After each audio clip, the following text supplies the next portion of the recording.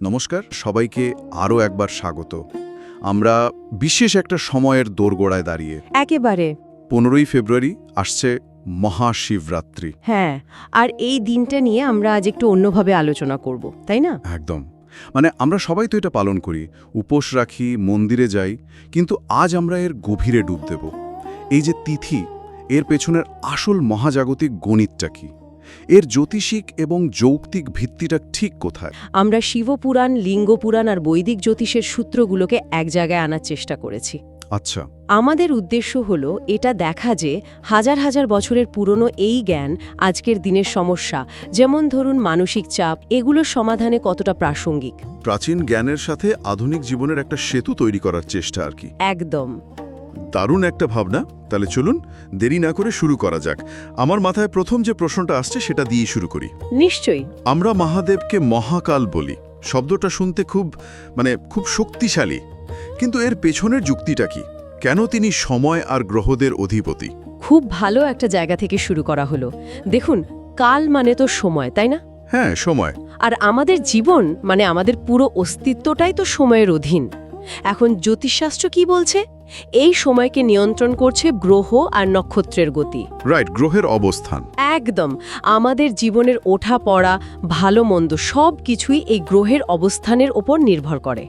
এখন প্রশ্ন হলো, এই গ্রহদের কে নিয়ন্ত্রণ করে? শাস্ত্র বলছে মহাদেব হলেন সেই সর্বোচ্চ শক্তি, যিনি সমস্ত গ্রহ নক্ষত্রের অধিপতি। আচ্ছা, তার মানে তিনি সরাসরি আমাদের জীবনে হস্তক্ষেপ করেন না, সিস্টেমটাকে নিয়ন্ত্রণ করেন। একদম ঠিক। অনেকটা একটা কোম্পানির সিইওর মতো। তিনি প্রত্যেকটা কর্মীর কাজ দেখেন না, কিন্তু পুরো সিস্টেমটা তিনি নিয়ন্ত্রণ করেন। এক্স্যাক্টলি। যেহেতু তিনি সময়ের নিয়ন্ত্রক, অর্থাৎ গ্রহদেরও নিয়ন্ত্রণ করেন, তাই তিনি মহাকাল।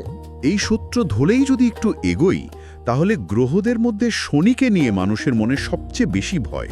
হ্যাঁ, তা তো আছেই। সাড়ে সাথী, ঢাইয়া, এই শব্দগুলো শুনলে অনেকে ঘাবড়ে যান। মহাদেবের সাথে শনির সম্পর্কটা ঠিক কি? সম্পর্কটা হলো গুরুর শিষ্যের। ও, শিষ্য।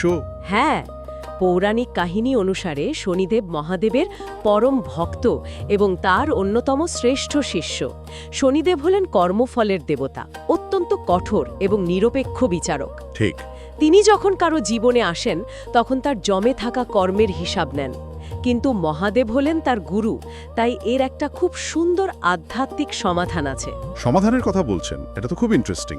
তার মানে কি শনির প্রভাব কমানোর কোনো উপায় আছে? উপায় না বলে বলা ভালো, একটা সম্মানের জায়গা আছে। শনিদেব তার গুরুর ভক্তদের অকারণে কষ্ট দেন না। আচ্ছা। তাই যারা শনি সাড়ে সাতে বা মহাদশার মধ্যে দিয়ে যাচ্ছেন, যাদের জীবনে সবকিছু আটকে আছে, কাজ হচ্ছে না, তাদের জন্য শিবের আরাধনা একটা রক্ষা কবচের মতো কাজ করে। বাহ। ব্যাপারটা অনেকটা এরকম যে কর্মফলের কঠোর বিচারক শনিদেবও তার গুরুর ভক্তদের সমীহ করতে বাধ্য। ওয়াও, এই দৃষ্টিভঙ্গিটা তো অসাধারণ। এটা ভয়কে ভক্তিতে বদলে দিচ্ছে। মানে শনিকে ভয় পাওয়ার বদলে আমরা তার গুরু মহাদেবের শরণাপন্ন হচ্ছি। পুরো পার্সপেক্টিভটাই বদলে গেল। ঠিক। আচ্ছা, কর্মজীবনের বাধা তো গেল, কিন্তু আজকের দিনের আরেকটা বড় যুদ্ধ হলো মানসিক শাস্ত্রের যুদ্ধ। মানে উদ্বেগ, মানসিক চাপ, অবসাদ। আমি তো এতদিন জানতাম এগুলো মনস্তাত্ত্বিক সমস্যা। এর সাথেও কি জ্যোতিষের কোনো যোগ আছে? গভীর যোগ আছে। জ্যোতিষ অনুযায়ী আমাদের মন, আবেগ, অনুভূতি এই সব কিছুর কারগ্রহ হল চন্দ্র বা চাঁদ। চন্দ্র, ঠিক। খেয়াল করে দেখবেন, পূর্ণিমা অমাবস্যায় অনেকের মনের অবস্থাও কিন্তু ওঠানামা করে। হ্যাঁ, এটা তো সত্যি। মহাদেবের একটা নাম হল চন্দ্রশেখর, কারণ তিনি চাঁদকে তার জটায় অর্থাৎ মস্তকে ধারণ করেন। হ্যাঁ, সব ছবি বা মূর্তিতেই আমরা এটা দেখি, কিন্তু এর প্রতীকী অর্থটা কি? এর অর্থ হল তিনি চন্দ্রের মতো চঞ্চল এবং পরিবর্তনশীল শক্তিকে নিজের সম্পূর্ণ নিয়ন্ত্রণে রেখেছেন। ভাবুন, আমাদের মন যদি একটা উত্তাল সমুদ্র হয়, তাহলে চাঁদ হলো সেই জোয়ার ভাটার নিয়ন্ত্রক। মহাদেব সেই চাঁদকেই নিজের নিয়ন্ত্রণে রেখেছেন। তাই যাদের জন্মছকে চন্দ্র দুর্বল বা পীড়িত, যারা খুব সহজেই মানসিক চাপে ভেঙে পড়েন বা সিদ্ধান্ত নিতে পারেন না, তাদের জন্য মহাদেবের উপাসনা মানে সরাসরি মনের সেই অস্থিরতাকে নিয়ন্ত্রণ করার শক্তি অর্জন করা। মনকে স্থির করে, শান্তি দেয়। একদম। মহাদেবের এই গ্রহ নিয়ন্ত্রণের ক্ষমতাটা তো অসাধারণ, কিন্তু ক্ষমতাকে সঠিক সময়ে ব্যবহার করাটাও জরুরি। এখান থেকেই আমার পরের প্রশ্নটা আসছে। এই 2026 সালের শিবরাত্রিতে সেই সঠিক সময় বা পাওয়ার মোমেন্ট কোনটা? হাতে তো মাত্র 2 দিন। একেবারে আসল প্রশ্নে চলে এলেন। সময়টা খুবই গুরুত্বপূর্ণ, তাই সবার এটা খুব মন দিয়ে শুনে রাখা উচিত। বলুন। এই বছর অর্থাৎ 2026-এ মহাশিবরাত্রি পড়েছে 15ই ফেব্রুয়ারি, রবিবার। চতুর্দশী তিথি শুরু হচ্ছে ওই দিন বিকেল 5:04। আচ্ছা, বিকেল 5:04-এ। হ্যাঁ, আর শেষ হচ্ছে পরের দিন অর্থাৎ 16ই ফেব্রুয়ারি বিকেল 5:34। তার মানে প্রায় 24 ঘন্টার একটা সময়। এর মধ্যে বিশেষ মুহূর্ত কোনটা? এর মধ্যে সবচেয়ে শক্তিশালী এবং গুরুত্বপূর্ণ সময় হল নিশীথকাল। নিশীথকাল। এটা শুরু হচ্ছে 15ই ফেব্রুয়ারির দিন পেরিয়ে যখন রাত নামছে, অর্থাৎ ক্যালেন্ডার অনুযায়ী 16ই ফেব্রুয়ারির প্রথম প্রহরে। সঠিক সময়টা হলো রাত 12:09 থেকে রাত 1:01 পর্যন্ত। 1 মিনিট। তার মানে রাত 12:09 থেকে 1:01। হ্যাঁ, অর্থাৎ মোট 52 মিনিট। এই 52 মিনিট হলো বছরের সবচেয়ে শক্তিশালী আধ্যাত্মিক মুহূর্ত। মাত্র 52 মিনিট? হ্যাঁ, মাত্র 52 মিনিট। এটা তো তাহলে একটা, কি বলবো, একটা কসমিক পোর্টালের মতো শোনাচ্ছে। মানে মহাজাগতিক শক্তির একটা প্রবেশদ্বার। আপনি একদম ঠিক শব্দটা ব্যবহার করেছেন, পোর্টালই বলা যায়। এই সময়টা কেন এত শক্তিশালী? এর পেছনে শাস্ত্রীয় যুক্তিটা কি? এর কারণ সরাসরি শিব পুরাণের বিদ্বেশ্বর সংহিতাতে বলা আছে, ঠিক এই মহানিশার সময়েই মহাদেব প্রথমবার তার নিরাকার অবস্থা থেকে সাকার রূপে এসেছিলেন। ওহ। তিনি কোটি সূর্যের তেজ নিয়ে এক অনন্ত জ্যোতিস্তম্ভ বা জ্যোতির্লিঙ্গ রূপে আবির্ভূত হয়েছিলেন। এটা সৃষ্টির সেই আদি মুহূর্ত যখন পরম শক্তি নিজেকে প্রকাশ করেছিল। তার মানে এটা একটা মহাজাগতিক শক্তির পাওয়ার স্টেশনের মতো। একদম, এমন একটা বিন্দু যেখানে মহাবিশ্বের সমস্ত আধ্যাত্মিক শক্তি কেন্দ্রীভূত হয়েছিল। তাহলে সাধারণ মানুষের জন্য এই 12 মিনিটে ঠিক কি করা উচিত? কোনো জটিল মন্ত্র জপ, নাকি শুধু চুপ করে ধ্যান করা? সবচেয়ে সহজ এবং সবচেয়ে শক্তিশালী উপায় হল মনটাকে ঈশ্বরের সঙ্গে জোড়া। আপনি আপনার ইষ্টমন্ত্র জপ করতে পারেন বা শুধু ওম নমঃ শিবায় মনে মনে বলতে পারেন। আর যদি সেটাও সম্ভব না হয়? যদি সেটাও সম্ভব না হয়, শুধু চোখ বন্ধ করে কয়েক মিনিটের জন্য স্থির হয়ে বসুন আর কল্পনা করুন যে মহাবিশ্বের সমস্ত পজিটিভ শক্তি আপনার মধ্যে প্রবেশ করছে। কোনো আড়ম্বরের প্রয়োজন নেই। মূল বিষয় হলো সংযোগ স্থাপন করা। ঠিক, তাই মানসিক প্রস্তুতি এখন থেকেই নেওয়াটা জরুরি। বোঝা গেল। তার মানে এই 52 মিনিটের জন্য আমাদের শরীর আর মন দুটোকেই প্রস্তুত রাখতে হবে। আচ্ছা, এই যে আমরা গ্রহদোষ বা বিভিন্ন শক্তির কথা বলছি, এগুলো আজকের দিনের বাস্তব সমস্যার সমাধানে কতটা কার্যকারী? যেমন ধরুন, কালসর্পদোষের কথা খুব শোনা যায়। হ্যাঁ, শোনা যায়। বলা হয় জীবনে একই সমস্যা বারবার ফিরে আসে। এটা কি এবং এর সমাধানই বাকি? কালসর্প দোষকে আপনি জীবনের সফটওয়্যারে একটা বাগের মতো ভাবতে পারেন। সফটওয়্যারে বাগ? ইন্টারেস্টিং। হ্যাঁ, যা আপনাকে একই লুপের মধ্যে বারবার ঘুরিয়ে রাখে।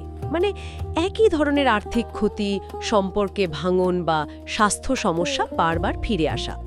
জ্যোতিষানুযায়ী এটা রাহু এবং কেতু নামক দুটি ছায়াগ্রহের কারণে তৈরি হওয়া এক ধরনের কার্মিক চক্র। একটা বাগ যেটা আমাদের জীবনে একই জায়গায় আটকে রাখে। বাহ, অ্যানালজিটা কিন্তু দারুণ।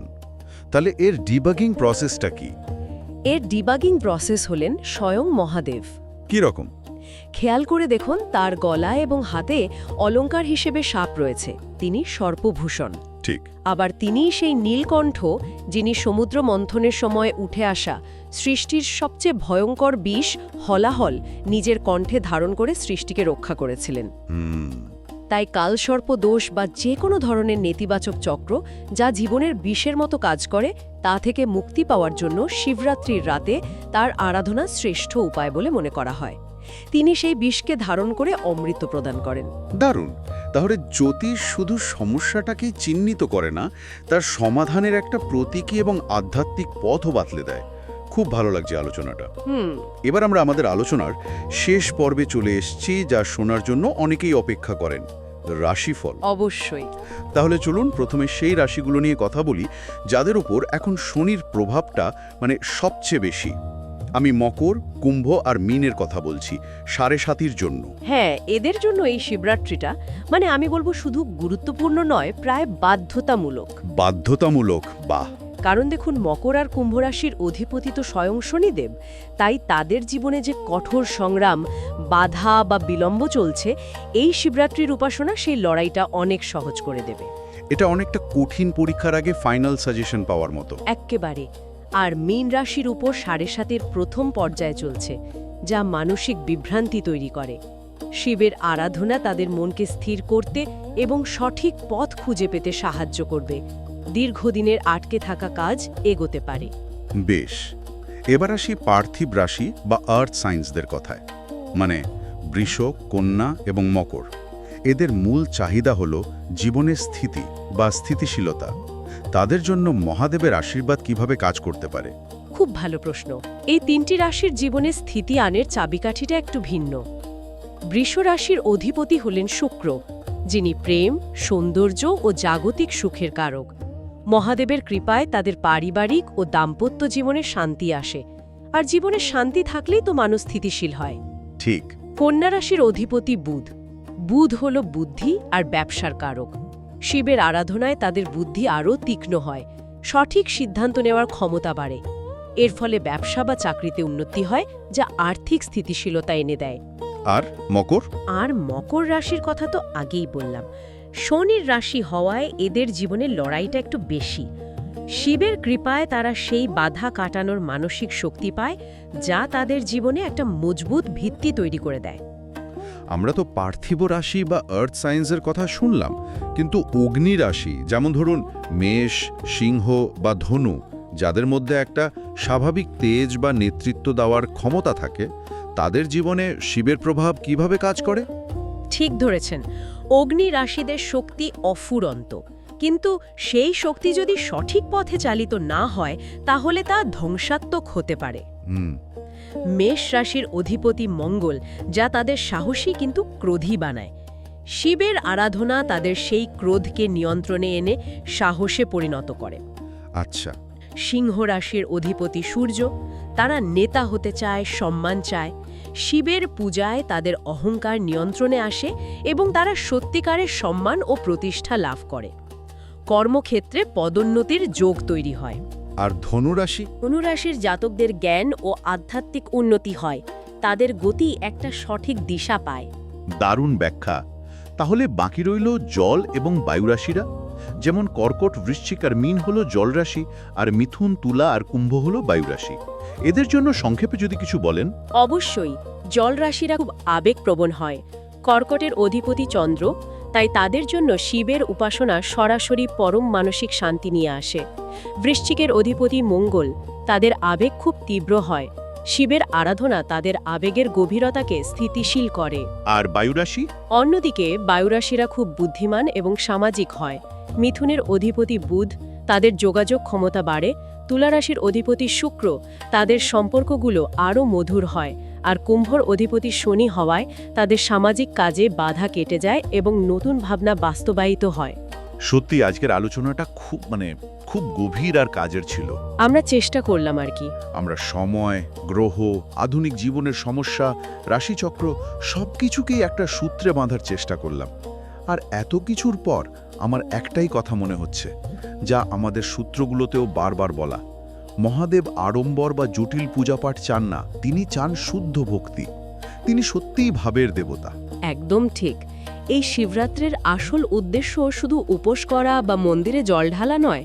এর আসল তাৎপর্য হল এই আরাধনার মাধ্যমে নিজের ভেতরের অন্ধকারকে চেনা। ভেতরের অন্ধকার? হ্যাঁ, নিজের ভেতরের অজ্ঞানতা, অহংকার, রাগ, লোভ, এই সমস্ত নেতিবাচকতাকে চেনা এবং মহাদেবের কাছে তা সমর্পণ করা। মহাদেবের কৃপার আলোয় নিজেকে ভেতর থেকে আলোকিত করা, এটাই এই রাতের সবচেয়ে বড় প্রাপ্তি হতে পারে। খুব সুন্দর একটা ভাবনা। সকল শ্রোতাকে আসন্ন মহাশিবরাত্রির অগ্রিম শুভেচ্ছা জানাই। ওম নমঃ শিবায়। হর হর মহাদেব। হর হর মহাদেব। আজকের এই আলোচনায় সঙ্গে থাকার জন্য সবাইকে ধন্যবাদ। আশা করি খুব শীঘ্রই আবার আপনাদের সাথে দেখা হবে।